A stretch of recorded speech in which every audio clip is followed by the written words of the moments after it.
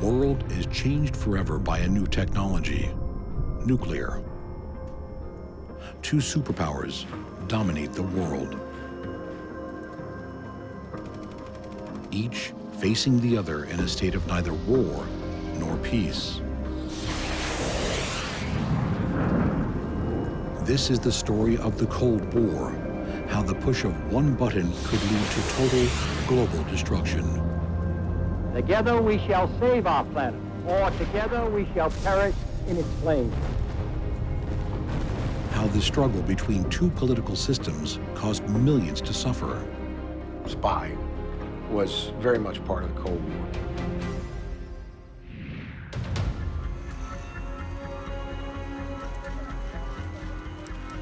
And how a world was created which lived in constant fear.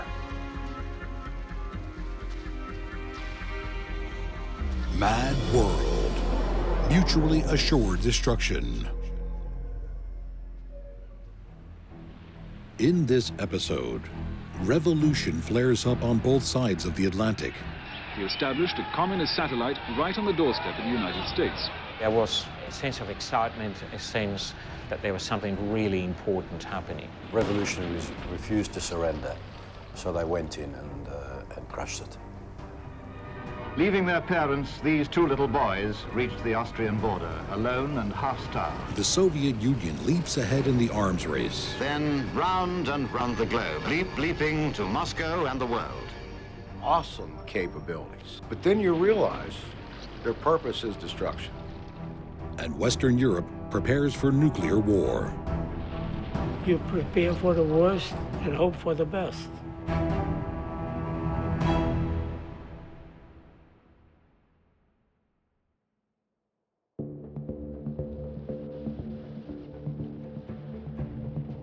The US and USSR rely on friendly countries for security.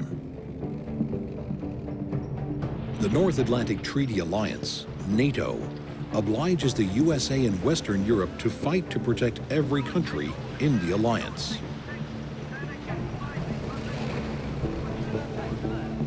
As the Cold War becomes restless, NATO becomes more than a treaty. I believe, first, the preservation of free America requires our participation in the defense of Western Europe. British airborne forces provided the spearhead of the attack in Operation Brown Jug, the biggest exercise yet carried out in Denmark by combined NATO forces. US military units are moved to the front line, the border between Western and Eastern Europe. They learn to work as a team with the Europeans in regular NATO maneuvers. Off the southern shores of Sardinia, British, Italian, and American forces take part in a combined assault exercise. This particular phase involved Royal Marines and US Marines, and quite a tough business too. What a way to come ashore. Now the Admiral tries it. No comment. It was a good deal if you work with NATO, because NATO headquarters celebrated all NATO holidays and all US holidays. So it seemed like they were always on vacation. I'm joking, of course. NATO bases in Western Europe are supplied with American bombs. The possibility of a nuclear strike is real. Okay, yes, I was stationed at Royal Air Force Wildenrath, which was a well-equipped station built after World War II, specifically for NATO. There was a top-secret room which had all the maps available of targets we might be required to hit. I flew an aircraft called the Canberra BI-8. The aircraft, first of all, were wired for nuclear weapons, and we didn't have them.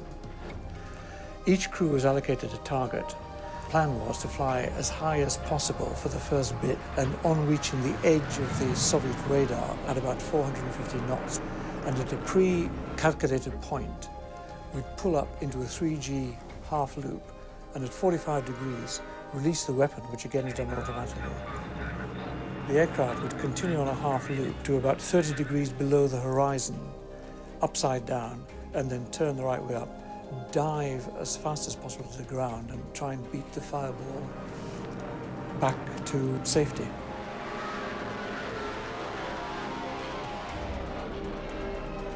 We had no illusions there'd probably not be any coming back, because the Soviets would not sit there and wait for us to bomb their airfields. They would do the same to us, and we felt that if the worst came to the worst, we would do our job. By the mid-1950s, U.S. armed forces are stationed in bases from the UK to France, Belgium, and Germany. All are on 24-hour standby to protect the West from a Soviet invasion. We had nuclear weapons pre-positioned in Europe, and that was common knowledge. They were there to be used if it became necessary. Even down when I was commissioned as a lieutenant within my battalion, which is about 800 people, we had the Davy Crockett, which was a tactical nuclear weapon. Well, it's just a prudent thing and the responsible thing to do. You prepare for the worst and hope for the best. As the fear of global annihilation grows, so does the scale and range of the planes designed to drop the bomb. The Americans are also considering expanding aviation production with priority for long-range bombers. Work on the Boeing Stratofortress B-52 is in full swing. The B-52 is huge. Powered by 8 jet engines, it can carry 35 tons of weaponry. Taking off from California, 3 nuclear B-52 jet bombers begin their non-stop flight around the world. The giant planes have their tanks replenished several times while in the air. They've got a range of 6,000 miles without refueling.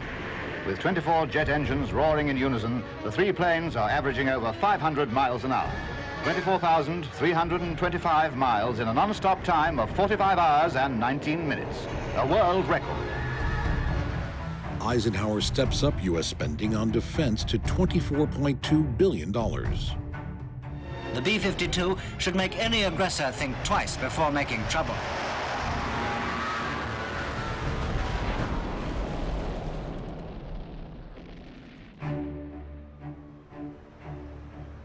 October 1956. The standoff between East and West is about to be put to the test. 8 Eastern European countries are under Soviet domination. One of those countries has had enough. I had no idea, no inkling of the fact that this was going to happen. Hungary decides to take a stand.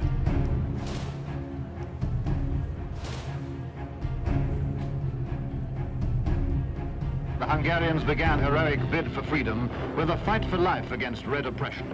Security police shot into the crowd and killed somebody. Up until then, it was a peaceful demonstration.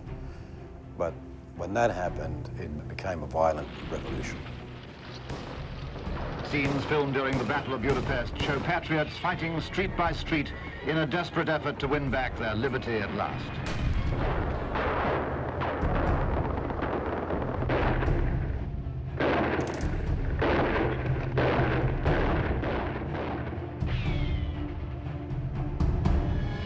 All along the battle-torn avenues, derelict tanks bore witness to the fury of the battle.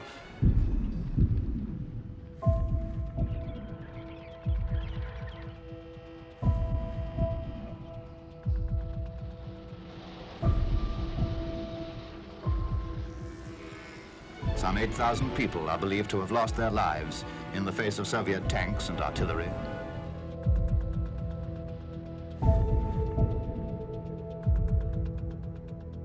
The Hungarians take revenge on their oppressors.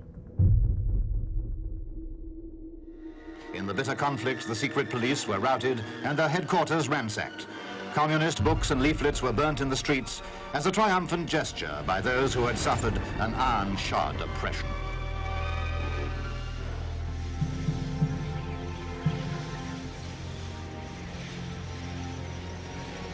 At the end of a 6-day fight that astonished the world and shook the Kremlin to its foundations, Hungary was free. The Hungarian Uprising is a moment of optimism in a world in fear of Russian domination. The Hungarian Revolution that was widely described in the Soviet press, and it was portrayed, of course, as this attempt to subvert the socialist life. It seems as though the underdogs have won. A nation of 10 million people has broken free from its massive neighbor in the east.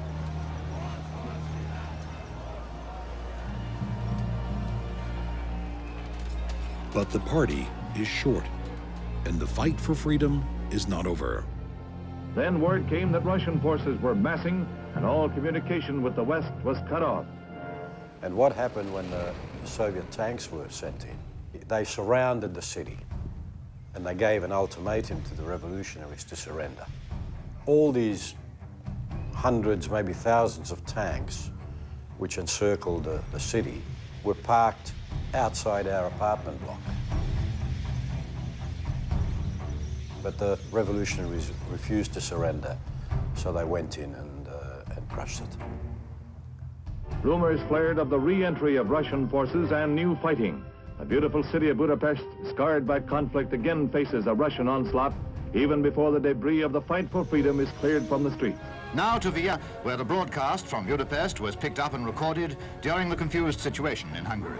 A voice giving the news, followed by the sound of fighting.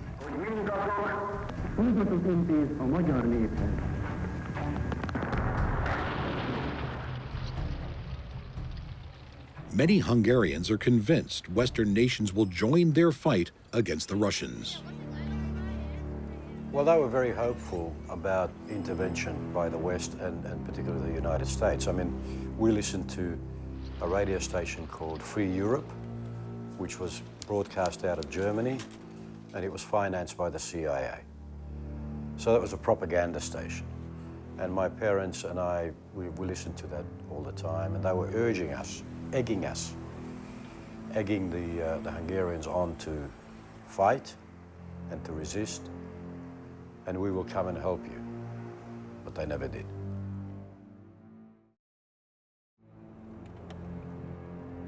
This time, the Russians are uncompromising. The only help offered by the West is through the Red Cross. Casualties, as everyone knows, have been heavy, and many countries, including Britain, are sending help for the wounded.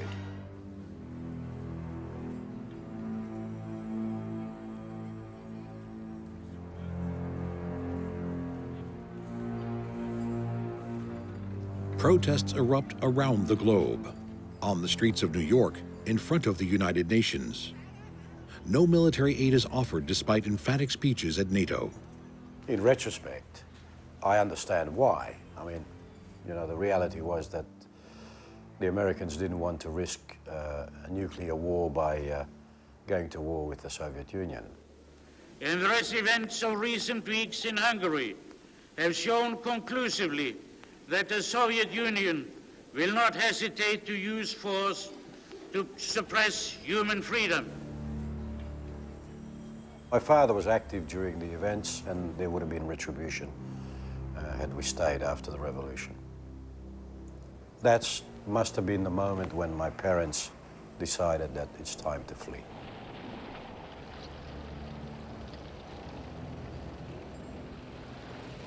The only hope for many is to get out as quickly as possible.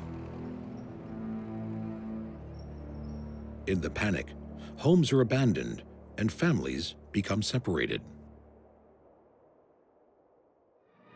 Leaving their parents, these two little boys reached the Austrian border, alone and half-starved. My mother woke us up, the three kids, and said, "Get dressed, we're going."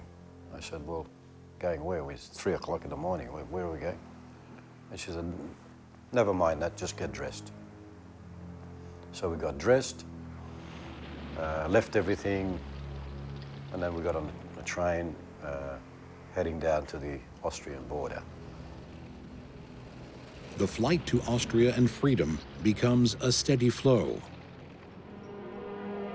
The refugees had to dodge Russian troops who were patrolling the canal. In the tall reeds of the marshland, The Hungarians hide until it seems to be all clear. And then, in little exhausted groups, they stumble across. Sometimes friendly Austrian frontier guards are on the lookout to guide the Hungarians to the best crossing place. The Hungarian people who helped refugees to safety were shot if caught.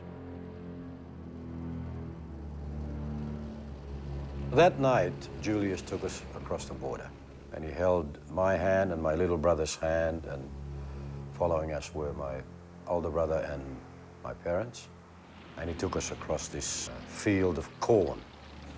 We walked very quietly, nobody spoke. The only noise that I could hear or remember was the squeaky noise of the shoes in the light snow. And as the Russians close in, attempts to escape get more desperate. And even after the Russians smashed up the bridge, refugees continued to get across, clambering over the wreckage. They form a human chain to carry a baby to safety. The Hungarian people are once more prisoners in their own country. As night descends on liberty behind the Iron Curtain, a ring of red tanks blocks the last road to safety.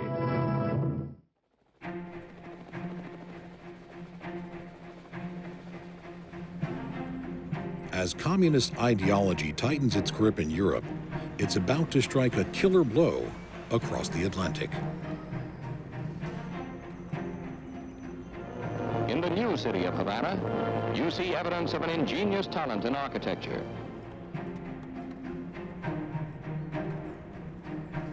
Cuba's capital is booming, with lavish bars, casinos, and beach clubs. They've given the tropics a new tempo, a blood-stirring Latin rhythm which sets the feet to dancing and the heart to pounding.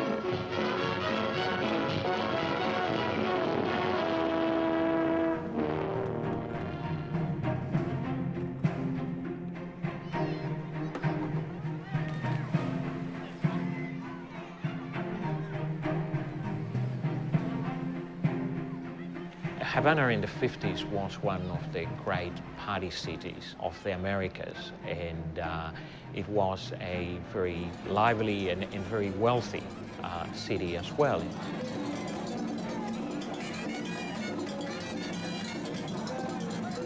It attracted tourists, not just from the US, but right around the world. By the 1950s, Havana is earning more revenue than Las Vegas. Movie stars, models, and millionaires come to play. But there is a dark secret. The Batista regime was corrupt. To some extent, it wasn't all that different to what was going on in many other places in Latin America. Bags of cash are collected from the casinos and clubs every night. And not everyone in Cuba benefits from the sparkling city. Here is the real backbone of the country, the great seas of flowing sugarcane, still harvested by machetes and loaded by hand on primitive ox carts. It's hard, back-breaking work that is mechanized in most other countries, but not in Cuba. A lot of peasants in Cuba who were sugarcane cutters had a very tough time because sugar gets cut in a very small period of time, a few months. They would get work during that time, the rest of the time they wouldn't. So that was very, very difficult, clearly. The refinery plays an almost human role in Cuban life and is usually named after dear ones. Sounds funny, but you might know this industrial layout as Dolores. In the 1950s, the bulk of the sugar was sold to the US. There was a special agreement between Cuba and the US, which meant that the US paid a fixed price. Sugar is Cuba's white gold, but much of the profits flow into US multinationals or the pockets of President Batista. President for the first time in 1940, Batista regained the presidency in 1952. Batista uses torture and execution to silence opposition. Cuba is a police state. You had a very comfortable middle class that was continuing to grow and that wanted political change. November 1956. The heat in the Cold War is about to be turned up. A yacht named the Granma approaches the Cuban coast. An army of revolutionaries is on board.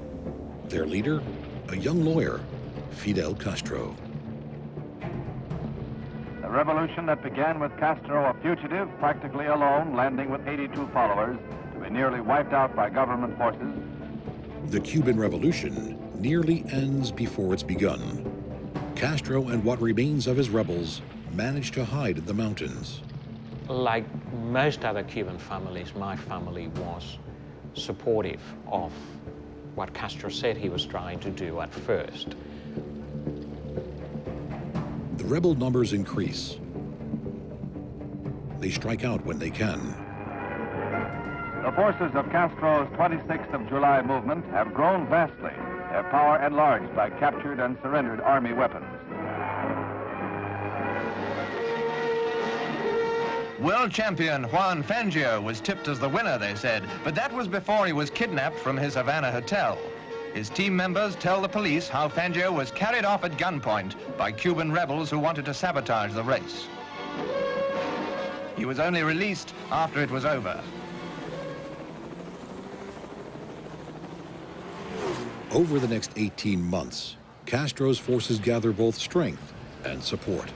A lot of the people who supported the revolution and who went up to the mountains to fight were middle-class, politically aware young men and women. Peasants from those areas did join later on, but the nub of the revolution was very middle class. Then the rebel armies break out of the Sierra Maestra. Total revolution flares up.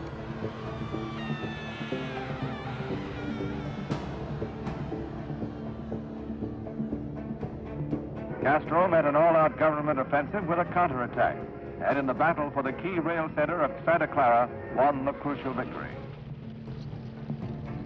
January 1st, 1959. President Batista flees Cuba.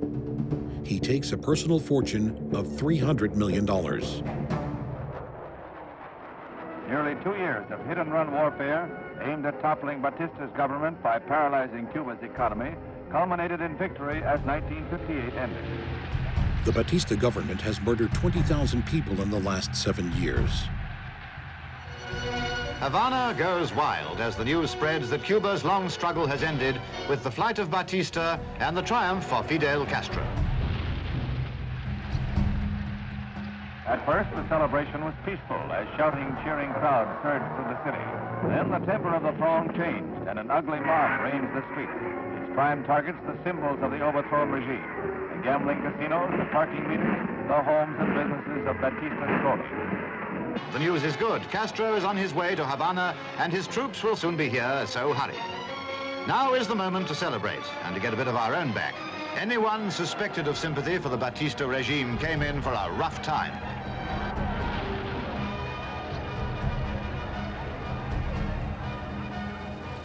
Castro brings his troops 850 kilometers from Santiago de Cuba to Havana.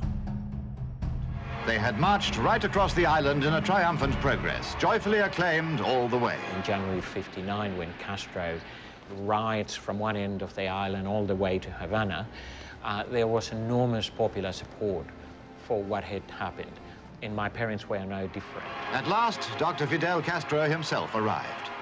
Time and again, he was held up by the crowds.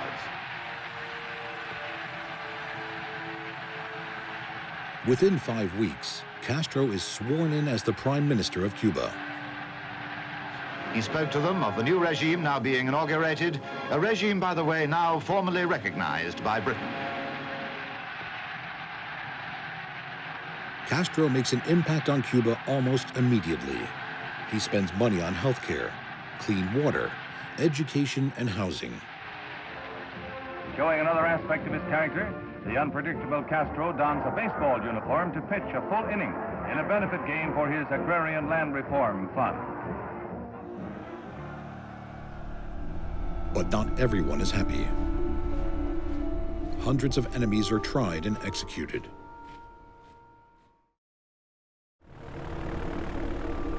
Castro initially made overtures to the US and went to the US very early in '59 and declared he was not a communist.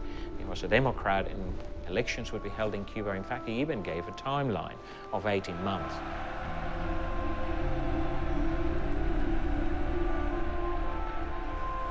Well, the 18 months came and went and nothing much happened.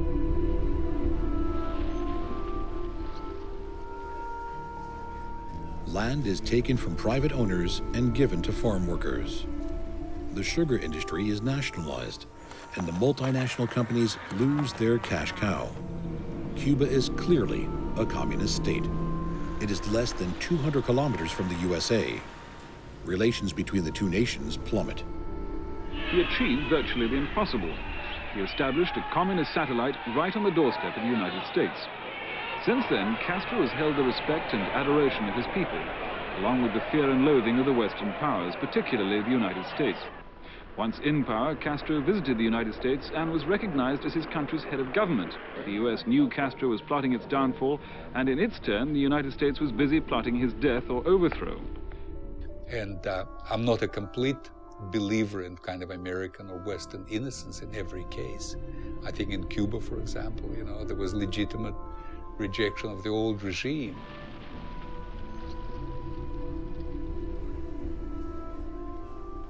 President Eisenhower commands the CIA to assassinate Castro. He gives them $13 million to do the job. Fidel Castro whips up a furor in Cuba, charging the United States with arming and training mercenary forces for an imminent invasion. Tensions between the Cold War next-door neighbors builds to breakpoint. She's the French freighter La Couble, which blew up in Havana while unloading munitions. There was heavy loss of life, and when more explosions followed, the fire spread to warehouses along the dock. The actual scene of the blaze was ugly enough, but Dr. Castro, the Cuban Prime Minister, added fuel to the political flames by saying that sabotage caused the disaster. His implication that United States officials were responsible brought an immediate and rigorous denial and protest. These accusations shocked America almost as violently as the exploding ship rocked Havana. Such fires are not easily put out. Then, 1,400 troops make a secret landing on a beach in southern Cuba. They are Cuban exiles trained by the CIA. They are here to overthrow Castro.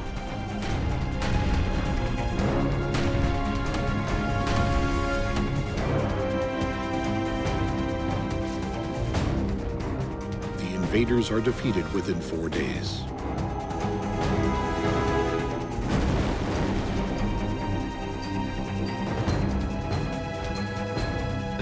And confusion among the relatives of the insurgents. In Miami, they besieged the headquarters of the Revolutionary Democratic Front, seeking some news of sons and brothers, with Castro claiming the capture of 500 invaders and threatening them all with the firing squad. These weeping women see no chance for their loved ones.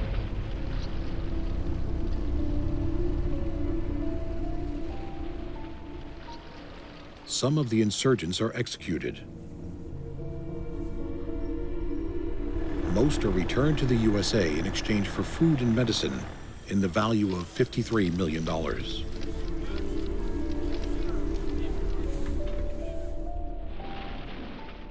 The invasion is named after the landing spot chosen by the US trained troops, the Bay of Pigs. The notorious Bay of Pigs invasion by exile Cubans served only to humiliate Cuba's giant northern neighbor. The USA can't seem to win a trick. For the West, the Bay of Pigs invasion is an all-time low in the Cold War. But within a year, events in Cuba will be infinitely more chilling.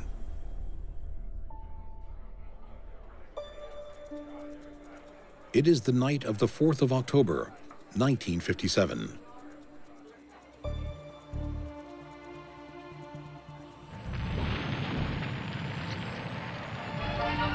a new moon is in the sky, a 23-inch metal sphere placed in orbit by a Russian rocket. A three-stage rocket. Number one, the booster in the class of an intercontinental missile. Its weight estimated at 50 tons. The smaller second stage took over at 5,000 miles an hour and carried on to the highest point reached. 500 miles up, the artificial moon is boosted to a speed counterbalancing the pull of gravity and released. You are hearing the actual signals transmitted by the Earth-circling satellite, one of the great scientific feats of the age.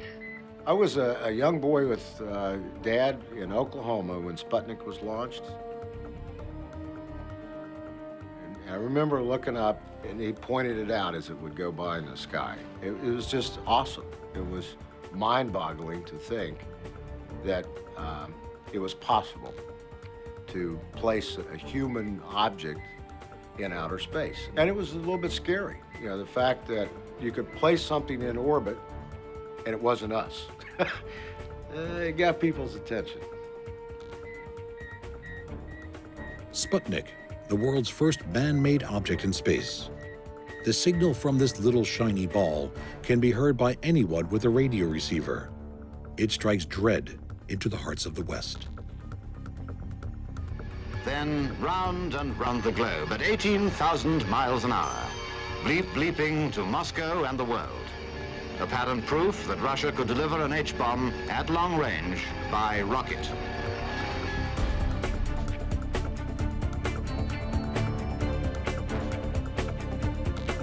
The West was clearly very concerned about Sputnik. And this is a case where, you know, the popular movies are under-dramatizing what was really going on.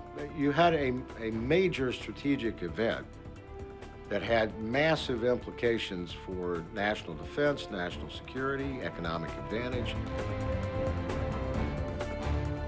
Стимулом сильнейшим для появления у нас первого спутника и причиной того, что мы оказались впереди американцев, была в том числе и атмосфера холодной войны. President Eisenhower needs to rally the confidence of his country.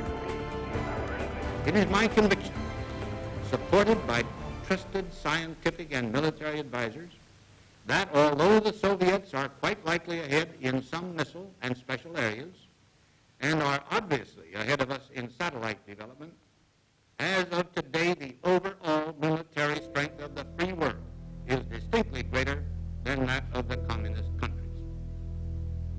We must see to it that whatever advantages they have are temporary only.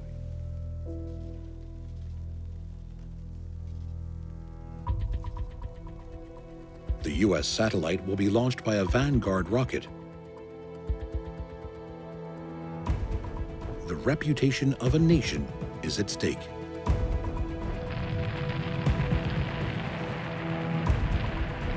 A moment or two of high expectation after the firing button has been pressed.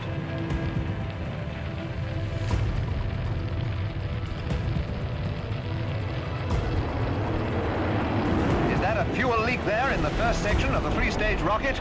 Disaster follows, as this official film shows only too clearly.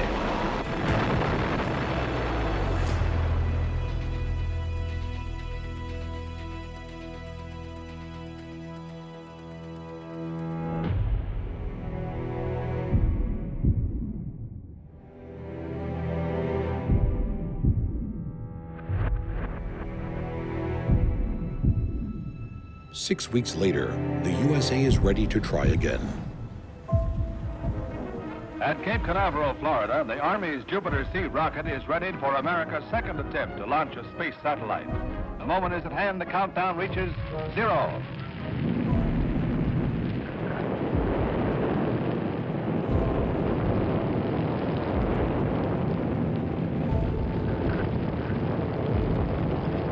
Some 3 minutes later, Explorer is in orbit. The space race between East and West is on. But no one is under any illusion that the fight to conquer space is about benevolent exploration. There is absolutely no question that the massive effort was being put in the development of strategic missiles and the weapon systems on those strategic missiles. This year's parade in Moscow's Red Square was extra special, for it marked the 40th anniversary of the October Revolution. And then came the evidence that we're now living in the rocket age. Modern weapons like this tell the story of Russia's striking power.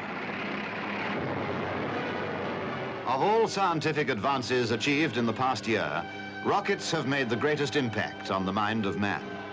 Armed as these missiles can be with nuclear warheads, they point skywards with terrifying implications. 1957, the year of the rocket, has indeed brought the theory of devastating push-button warfare very close to fact. The awe and wonderment of the systems, mind-boggling. You know, I remember as a kid, Dad would take us to, probably shouldn't have, but we went on to SAC bases, and I went over B-52s. We went to see missile firings in strange locations. You know, you look down at ballistic missile silo, hundreds of feet in the ground, and as a kid, I mean, awesome capabilities that are cause you to dream and be excited about where technology is going.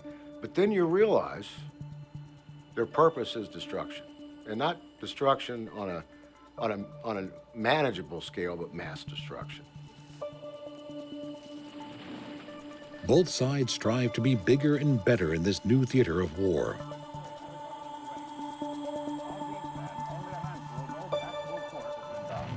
With a weight of 8,800 pounds, the Atlas is by far the biggest satellite, more than double the mass of Russia's Sputnik 3. Soviet Russia scores a dramatic victory in the exploration of space with the launching of the first rocket to hit. This time at Cape Canaveral, a naval vanguard did the job perfectly, to circle the globe at 19,000 miles an hour and join the others, getting quite crowded up there. As the space race accelerates, both sides take aim for the ultimate prize: to place a human being into orbit and bring him home. The B-52 mother plane carries aloft the X-15 rocket plane leading up to the epic mission for which it was designed: to carry a man beyond the fringes of the Earth's atmosphere and to return him to the ground. The X-15 is cut loose 7 miles over the Mojave Desert to fall free and glide back to Earth. The space plane's first free flight is a success. News on developments are broadcast by both sides of the Iron Curtain. Also seen in Moscow, the press conference given by the space dogs. Strelka, Little Arrow, and Bielka, Squirrel, the white one, seem to be in excellent form. In fact, by their cheerful demeanor, they answered all questions about how they'd stood the journey. Having whizzed round the Earth 17 times, we're told, at a height of 200 miles, they were safely back with quite a story to tell, if only they could tell it. Russian scientists claim that these dogs have blazed the trail for cosmic flight by man. When the day finally comes, the world is changed forever.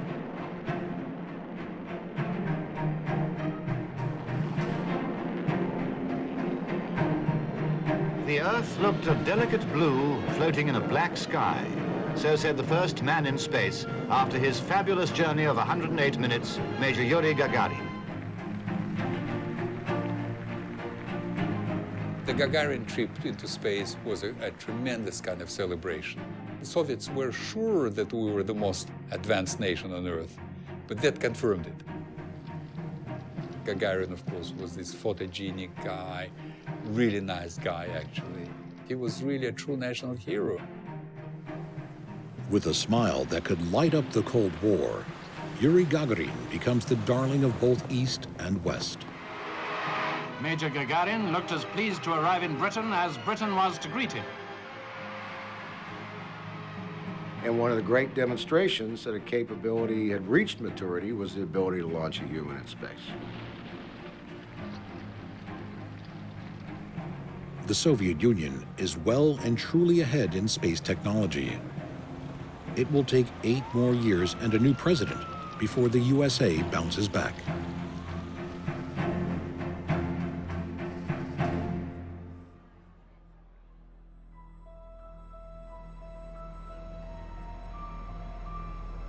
August 1961, one Eastern Bloc country faces a crisis.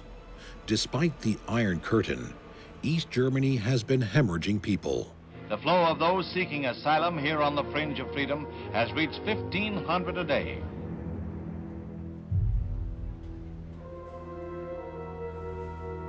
$3.5 million East Germans have fled across the inner German border, 20% of the population.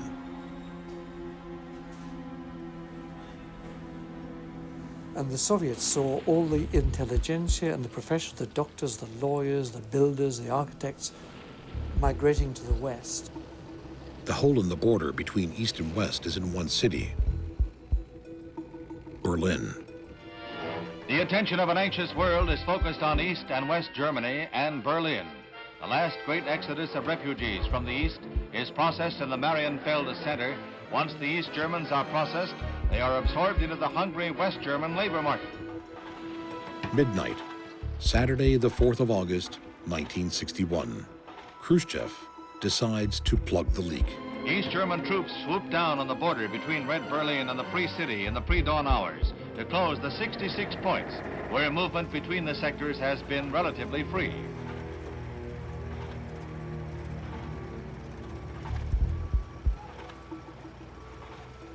It was not trying to keep people out.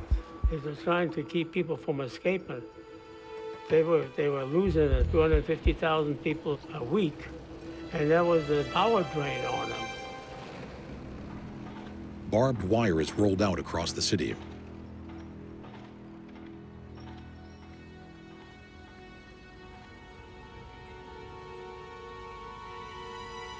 By Sunday morning, Berlin has been cut in half.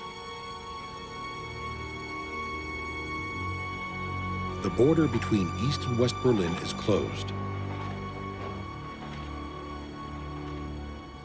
Houses in the east are demolished to create an open space along the fence.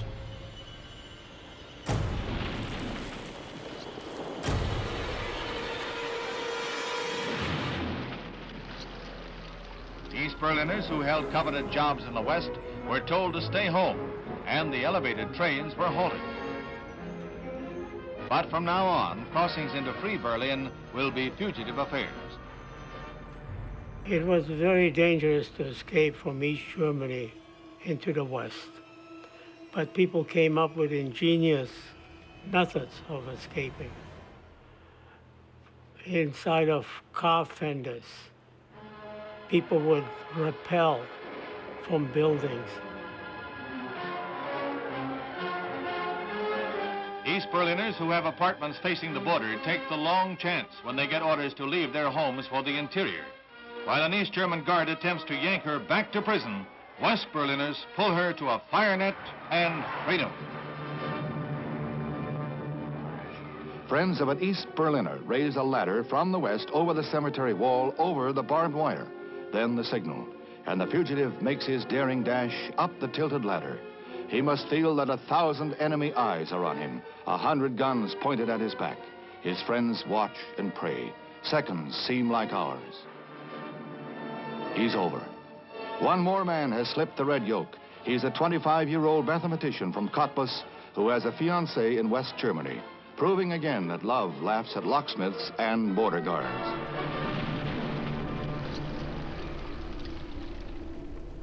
The guards were East German guards. They weren't Soviet guards because the Soviets were trying to save a bit of cash. And they were more vicious than the Soviets. The East German border guards have orders to shoot to kill. The frontier is heavily guarded now, and escape is more difficult. Yet still they vote for freedom, and they call it voting with their feet, like this. Looks as if she's hurt herself, but no, she's all right. Over the frontier, the prison walls behind. When I moved to Berlin, I was a major in command of a special forces unit that didn't exist. It didn't really matter whether they're communist or not, but it's a totalitarian regime, and they didn't want you to leave. In key areas, the fence is quickly replaced by a wall. Once they'd revealed their intention last year, the East German authorities worked feverishly night and day to complete it. Solid and apparently impregnable, concrete blocks 10 and 12 feet high, reinforced by tank traps. It stretches for 26 miles right across the city. In some places, the front of a house or block of flats is in the western sector, while the back is part of the east. The Berlin Wall is complete. Friends, families, and half a city are permanently cut off. The wall becomes a focus of conflict on the Cold War front line. For a year, the unending war of nerves has gone on. Smoke bombs and water jets from mobile water tanks have greeted those in the West who dared to come too close. The challenge we had in Berlin throughout the years was that we were surrounded by enemy, and we were deep within enemy lines. We even introduced 155 howitzer artillery in Berlin, which is a nuclear-capable weapon. Surprisingly, there was not a lot of objection to that.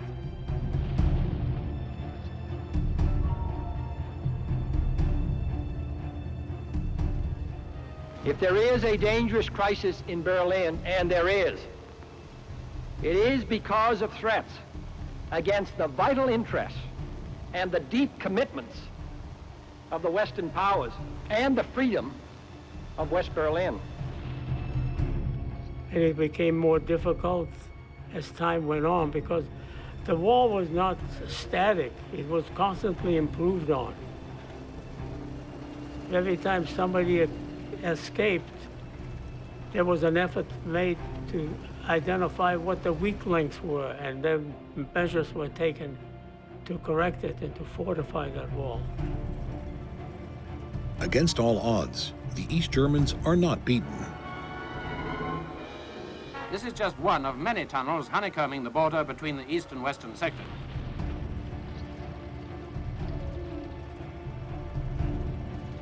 At least 17 escapers have used this route to freedom, but hundreds have got away through similar tunnels. Horrific stories emerge as the wall stands guard. One of the most chilling concerns a 20-year-old bricklayer. The anger of the people of West Berlin has been provoked by recent actions of the communists. In particular, their cold-blooded attitude towards an East Berlin youth shot as he tried to escape across the wall. There's a river, Spree, which divides east and west as well, which is in the Soviet side of the wall. People tried to swim the Spree, but there were guard towers there, and they physically shot people dead swimming in the river. Peter Fechter, who was a young student who managed to swim the Spree, was climbing over the barbed wire fence on the other side, got stuck on the fence, and they just shot him dead. Peter Fechter lies alone at the foot of the wall for over an hour before dying from his injuries. And he's left his body there for about 3 days.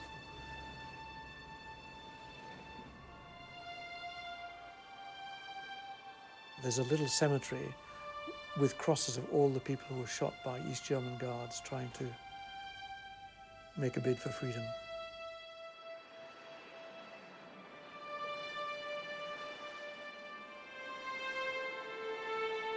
The Cold War in Berlin is very personal.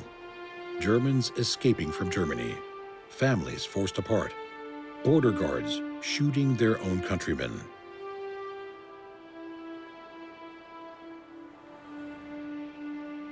The tensions in Berlin could easily escalate. The President of the USA comes to make a stand. There are many people in the world who really don't understand, or say they don't, what is the great issue between the free world and the communist world.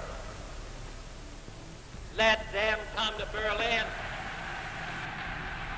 Today, in the world of freedom, the proudest boast is, Ich bin ein Berliner.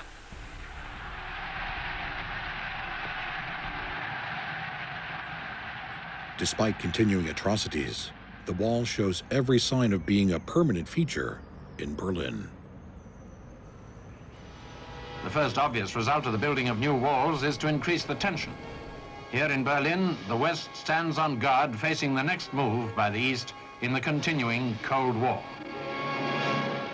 Next time on Mad World, both sides are a breath away from turning the world into a wasteland. The purpose of these bases can be none other than to provide a nuclear strike capability against the Western Hemisphere.